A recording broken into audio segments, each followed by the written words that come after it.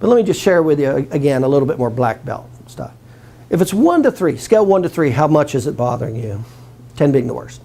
And typically if they say 3, 2, or 1, what would be an appropriate empathetic response?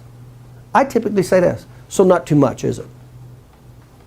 Now, it's called bonding at the lowest level. I'm in agreement.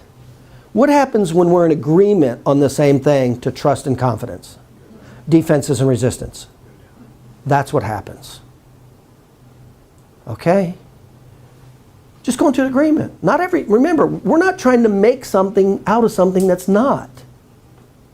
All you're doing is polishing it off and taking stuff that they've suppressed and bringing it to a higher state of awareness, or from unconscious to conscious, or if it's conscious, you're just polishing it off from them trying to suppress it. That's all you're doing. You're not creating anything. Okay? This is not about, it's about the truth is what it is. It's about exposing the truth for what it is. And not all problems are severe problems. Right? Matter of fact, most problems are not severe. By the way, do you guys know the average number that somebody will say?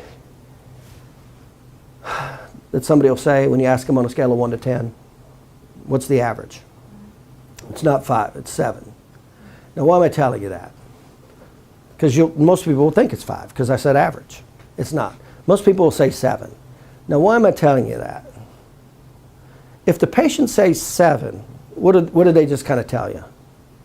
They're seeing their problem as kind of average. If they say 6 or less, what does that tell you? They're kind of seeing their problem as less. If they say 8, 9, or 10, what does that tell you? They're seeing their problem more than average. Okay? Does that tell me more as a clinician? Just what I told you. Yeah, it tells me how much more they see their problem. That's what it does. So if it's a less than 7, how much better do I have to be? I have to be better. I got to make sure I'm crystal clear and I get all the data with high specificity and high quantification.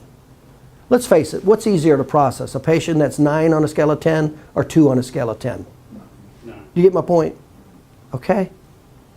But most patients aren't 9, are they? So just be aware of, okay, so let's get back to breaking this up to give proper empathy. So a common thing that I'll say is if they're 3 or less, I'll typically say,